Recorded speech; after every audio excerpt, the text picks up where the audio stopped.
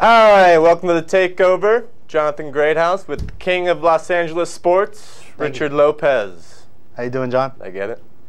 Huh? Did I get it right? Oh, you got it right, yeah. Good. Of course. Thank you. I appreciate that. You're welcome. All right, so yeah, a lot going on. Elvis Dumervil, let's start with that. Elvis Dumervil, he signed the deal with the Baltimore Ravens. 5 years, $35 million. They absolutely needed him. With the losses they were taking, they needed a pass rusher, and that's exactly what he brings to the table. Some injury concerns, but overall, if he plays up to his expectations, he's going to be worth that money. And with the Ravens losing a lot of people, like was a good move because they need that pass rusher. Yeah. And not too many pass rushers are better than him. So what does Denver do now? Denver, they're back at the table. They've been spending a lot of their time going like with their offense and stuff, but they need to make sure their defense is solid because that was part of the reason they got to where they were last year is because they had that solid defense that blitz all the time and good coverages. But I think what Denver's doing is the word with my sources that Denver's going after Dwight Freeney and John Abraham. So those they're going after defensive ends? Yeah, the defensive guy they just got rid of. Yeah, Dumervil is more like an outside linebacker slash DN. Oh, so like a DeMarcus Ware? Yeah, something. He played both. Okay. He was a great pass rusher. Yeah, Abraham and Freeney, the Broncos with losing Dumervil, they're going to need pass rushers. See, that's my thing. Like, they didn't lose him. Couldn't they have still got him, even after all that fax, whatever? Yeah, but I'm willing to bet that they weren't going to offer him 5 years, $35 million. True. Okay. So that's probably the main reason. He was shopping to see if he can get more money out there. Denver didn't believe it, that he could get more money. They called his bluff, and he was right. He got the money from the Ravens. Because what doesn't make sense to me is why they dumped the younger Dumerville's 29. They go after the older Dwight Freeney, 33, and Abraham, 34. Yeah. I mean, Dumerville had more sacks than both those guys last year. I think Denver is kind of on. They're not really going towards the youth movement. Their window of opportunity to win within the next few years. With Manning, right? Yeah, with Manning. So they're not really thinking like 5-10 years down the road. They're thinking about next year and the year after, and they're trying to make drastic moves because they were this close. They should have beat Baltimore last year. That makes a lot of sense, King. They should have. Yeah, absolutely. They should have beat Baltimore. Yeah, of course it makes sense. That makes a lot of sense. Put a lot of thought into these making AFC sense West today, teams. King. You're making sense. But I also think Baltimore, they're not done. I think they're going to get James Harrison also, because James Harrison from the Steelers. Oh, because the Steelers didn't want to re-sign him. No, I said Baltimore. Oh, Baltimore. Baltimore will sign him because they're rival, and he kind of has some animosity towards the Steelers since they don't want to re-sign him. Sure. So yeah, I just thought I'd throw that in there. Go to the rival Ravens. Why not? Yeah, and so yeah, Freeney. But going back to Denver, I think Freeney will go there for sure. And they lost DJ Williams, and they lost somebody else too. Oh yeah, Dumervil. They lost DJ Williams. They lost Dumervil, but they did add Dominique Rodgers-Cromartie, which will help their secondary play alongside Champ Bailey.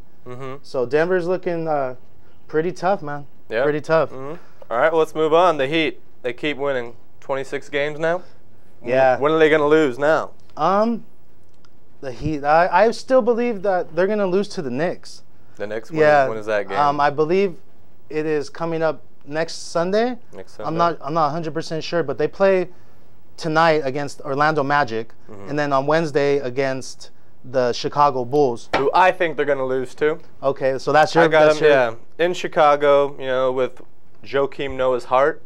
I think I think Bulls are going to bring it that night, and the streak ends Wednesday if it's still going. If Orlando loses tonight, which I'm sure they will. I think this is just very impressive to me. The Heat, like with this streak, they kind of like, because they're so good, like they kind of need something like this to keep them going.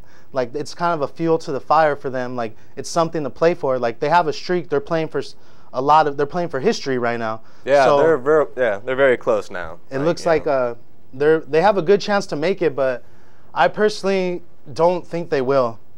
But that's just me. You know, don't think they'll get the record? No, I mean, the schedule says that it's very possible. It's a very easy schedule, but I just don't. I see someone stepping up to the plate and taking them down. Because I think they played New Orleans after the Heat or the Bulls. I think maybe that'll be a sleeper. And then they got the Spurs after that. You know, but I think, yeah, Miami really wants to prove they're better than the Spurs. So I think Miami's really going to bring it that night. In San Antonio, you know, what a great place to, you know, show what you can do. What do you think about these last few games that they've won? They've been falling behind. Yeah, what do you think about that? I think, you know, I hope I'm wrong, but maybe they're just bored. Like, they're so good that they're just, Yeah, that's the only way to keep entertained is to not try and then turn it on. I hate to say that because, you know, I hate to say people aren't trying. I don't want to say they're not trying, but to me it kind of seems like they're toying with these teams. Like, they know they can come back on them at any point, and they toy with them. Like in Cleveland. That's kind of what I see. I'd seen on the TV there, I was watching the game, and they were up by, what, 20-something points, and I thought this could be the night. And literally before I knew it, they were back, like, up by a point. Yeah, it's ridiculous it was how crazy. quickly they can come back. Yeah. Yeah, they looking real tough, and, you know, I wouldn't be shocked if they did take the streak. I wouldn't be shocked at all. Yeah, I guess I wouldn't be either. All right, sticking with basketball, March Madness. Yeah. How's your bracket? My bracket, well, I had picked Gonzaga, so. Gonzaga and Miami, right? Yeah, Gonzaga and Miami. How are they doing? Not too good. Gonzaga had lost to Wichita State. So they're out. But the surprise of the March Madness so far is the Florida Gulf Coast. Yep. That's the surprise right there. The first time a number 15 seed has made the Sweet 16. First time in the history of the tournament. You think they can keep it up against Florida? I don't know. Yeah, I haven't seen them play yet. I've only seen the highlights. So yeah, I'll be watching though. I mean, they got my attention now. It wouldn't surprise me if they beat Florida, because they bring a factor to this tournament that, you know, it's hard to deal with. The fact that nobody's seen them too much. There's not too much footage of them playing. Nobody really knows the coach. No one knows his style. So they might be a scary scary matchup for some of these teams. I heard they've only been eligible for the tournament for a year. Yeah, because they've had basketball since, I believe, 97. The school opened in 97. So that's the intangible they bring, is nobody knows what to expect from them. They might have that one player, two players. Yeah. Let me do my research, but I think it's great for the school. I mean, you know, what like attention is bringing to them. Like, yeah, I can't wait to see the increase in enrollment next year. If they want to impress the king, they got to beat Florida. Yeah. Then I'll be very, very impressed. Because Florida, they have a good basketball team. All right, well, let's close it out with baseball. Opening day is on the horizon. Yes, it is. April 1st. We're about a week out. Yes, sir. Beautiful. So, Dodgers, who are you playing opening day? We play the defending champions. San Francisco Giants? San Francisco Giants. Where at? At Dodger Stadium. Okay. Yeah. What's the score going to be? 4-1 Dodgers. 4-1. Who's pitching in the game? Kershaw? Kershaw, I believe, will be facing Matt Cain. Okay. I'm not 100% on that, but that's what I believe. I think you said 4-1? 4-1. 4-1 Dodgers. 4-1 Dodgers. Opening day. I'll be there. So you're going? I'm gonna go. Of course. It's Dodger opening day. I gotta go. That's awesome. Gotta go. But okay. Well, we obviously know who you're. Okay. What about your team? Who you guys play? Reds in Cincinnati. We open up with interleague play this season. Yeah, this is a first. But yeah, I have the Angels winning 6-3.